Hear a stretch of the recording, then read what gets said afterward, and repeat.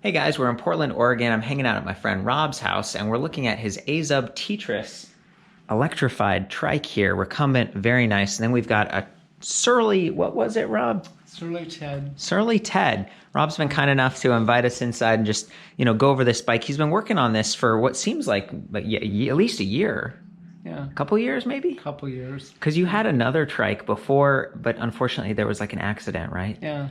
Okay, and so, a little bit of insurance money came back to him, and he actually sold his car, and this is his car now. He's able to get all around Portland, and I think that trailer with what looks like kind of an aluminum alloy box on the back, you custom made that, right? No, the box is made by Zargus or Zarges. I don't know how it's pronounced. Nobody does. Yeah. Well, you took the trailer, you added that box, and then you also got this SunPower high efficiency. This is 25% efficiency, if I understand correctly, 170 watt output? Yes. That's amazing, man. And then these batteries down here, these are like roughly 52 volt. How many amp hours were they? 17 and a half. So it's like a 900 watt hour battery.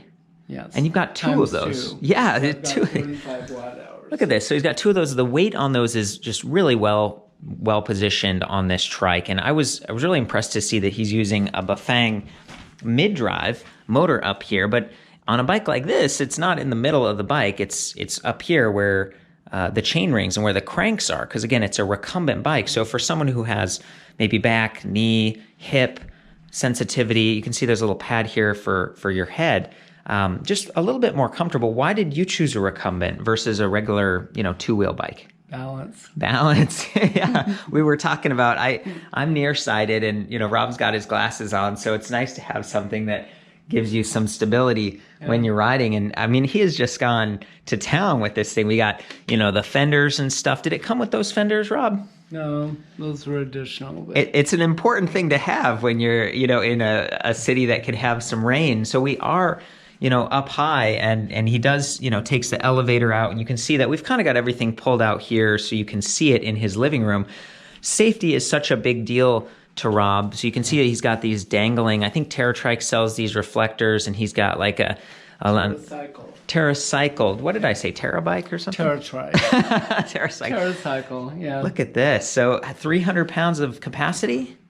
Am I getting that right? 300 pounds of capacity. And do some shout outs. You have a roll-off speed hub on your trike back there.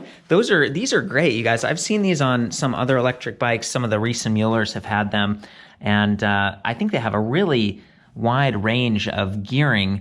You can shift at standstill, and you don't have a derailleur. He does have a chain tensioner here, but you don't have the sensitivity and maybe the exposure to water that you would with a derailleur. Tell me what else is going on here, Rob. This is from tcycle.com. This is where I get a lot of my extra parts. Mm-hmm. Any of the brackets I need, any of the stuff. They also help me with the custom framework that went on top of this to support this. Well, and this is just some of that like plastic corrugated, almost like you'd see when people are running for politics, they have a sign in the yard. Is that where you got this big piece of plastic or what? Coroplast, yeah. I got it from TerraCycle, and they had lots of extra because they were making other bike parts with Coroplast. Okay. So I used that, and they built this part, and then we attached it here. So Rob, he has a lot of really cool stuff. There, actually, this was pretty impressive to me.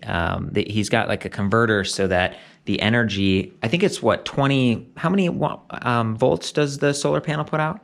Solar panel puts out 29 volts and 5.8 amps. But then you have like a floating power. Yes, the Jensen GVB8. Okay. It boosts that 29 volts or anywhere down to 12 volts all the way up to 56.4 volts. Which is what you need to push energy into a 52 volt battery. Okay, so as I understand it, so Rob was going to make a post on the forums that details the different components, the different accessories that he's gotten, because there's just a lot here and kind of have limited time. We're hanging out as friends today, so this is just a little extra video. But I thought that was really neat because I've always tried to figure out, like, well, can you charge while you're riding? He has 2 batteries. Should he charge the one he's not pedaling with?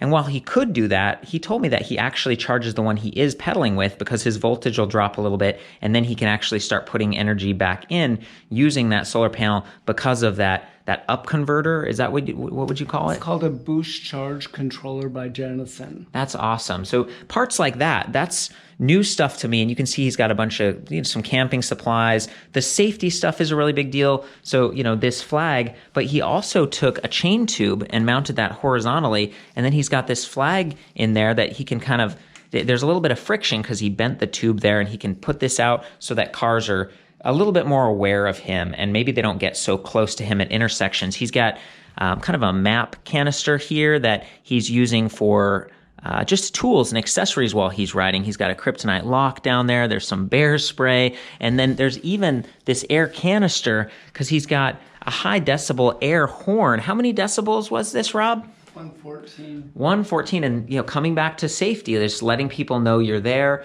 We talked about at intersections how kind of getting people to notice that you're there. That's such a big deal if you're using this as a kind of a car, as he's doing. So there's so much on this bike. He's even got a color display up here, which is really nice when it was switched on. But these are accessory bar mounts, so he can mount his phone. He's got some, I guess these are actually rear view mirrors, a couple different styles. It really seems like he has gone to town with lights. There's a little portable speaker here. There's some clip-in pedals. So for me, and even to see his little charge base and everything, usually this would be pushed up against the wall. For me, it's neat to see someone who actually builds something to use and gets that everyday experience in an environment that isn't always, super comfortable. Maybe there's the water and stuff that we talked about. Rob has some really cool videos where he's riding, and then you can see he's got the GoPro mount right here, and it shows where he's going around town. Would you mind if I overlaid a little clip of that when I make this video? Sure. That'd be awesome. I mean, he's got some cool stuff, and we might embed those back in the forums too. To me, one of the questions I had was how much does this cost? So just the trailer, all this stuff there was $2,200 or something? About 22. And then the trike with the motor, with the batteries, with all the accessories and stuff like that, how much did that end up costing? They're about 8,000, 9,000. Wow. So it's a bunch. But then again, you don't have to pay for automobile insurance. He's charging it sometimes with the sun. And, if this is putting out 170 watts and that's a 900 watt hour battery, you start to get the idea that this can actually on a sunnier day, or maybe even with the clouds, I think it's actually fairly efficient. Oh, well, not really. Not really. What I've heard is that sometimes heat it's like on a sunny day, the solar panels can get hot, and then that's not super efficient. So I was thinking if it was cooler here, you would get a little bit more efficiency. It works better on a cold day that's bright and sunshiny. Okay, cold, crisp day. So, 170, so 900 divided by 170, you're kind of thinking maybe you could fill a battery in a day and a half or something? Is that? Yeah. Something like that? And, the different times of the day, direct sunlight. I'm just trying to estimate. One of my questions was does that solar charging even offset the added weight of the trailer? And Rob was thinking it does, because once it's connected right here, it's really not that heavy and it's fairly efficient. It rolls, there isn't any additional friction. And the way he has the mid-drive motor set up, again, it all freewheels. So this setup, I was not able to weigh it. Do you have any estimate for how much these things weigh? Trike? No, not sure. Trike is probably 80 pounds to 100 pounds. I don't know. Yeah, well, and then the trailer, depending on what you've got in it. So how much was the solar panel itself, Rob? The solar panel by the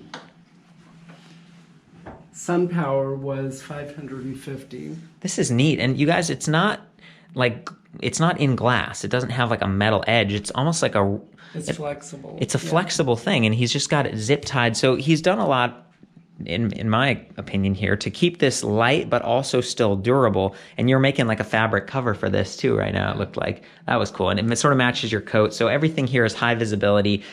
I think that's kind of it, you guys. I just wanted to point this out because I was so excited to see it. And Rob, you're such a great guy. I've visited you several times, and we've gone to some of the shops around here. Do you want to shout out any of the shops that you enjoy in Portland? Oh, yeah. I go to Rose City Recumbent Cycles up on 37th and Powell. They do all the maintenance. Okay. I go to TerraCycle all the time. They have great, they just have great components for when you need an adapter for this or that for a trike. Yeah. I just can't think of any other people right now. Those are good. And, you know, it's kind of all I have to say. I wasn't able to research this and weigh it and do some of the other things that I do when I actually do a full review. And speaking of automobiles, my parking's going to run out. It's like a $70 ticket here. So that's another one of the hassles of having a car, is trying to figure out parking and stuff. But I hope this helps you guys. And again, back at the ElectricBikeReview.com forums, I'm going to link to that in the description. And Rob's going to go to town and give you, you know, like a list and maybe some links and stuff, because he's spent so much time and this is such a cool thing. Maybe you're not going to build something quite this elaborate, but there might be something that really calls out to you. Is there anything else here, Rob, that you feel like maybe I missed or that you want to just highlight real quick? Safety equipment, lighting. Yep, got that. Wow, that's some serious light action going on. And then the air sound.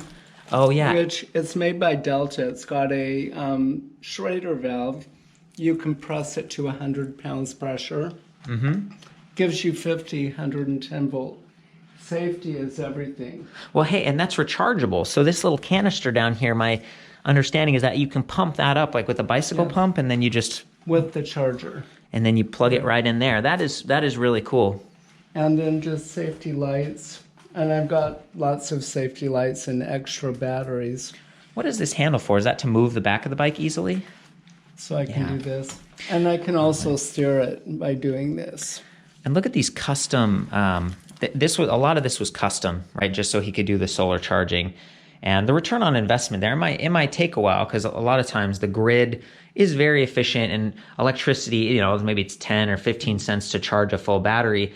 It takes a lot of charge cycles to recoup that. And the grid is constantly greening as people bring on like home-based solar or wind power. But this really allows you to go further in that whole camping scenario we talked about, where you've got like a little stove or something. That's exciting. Yeah. That's very good. So thank you, man. I really appreciate the time. You're welcome. And glad you came to visit. Yeah, me too, man. It's been too long. I think that's about it, you guys. We'll see you back at the site. Ride safe. Love you. We'll see you next time.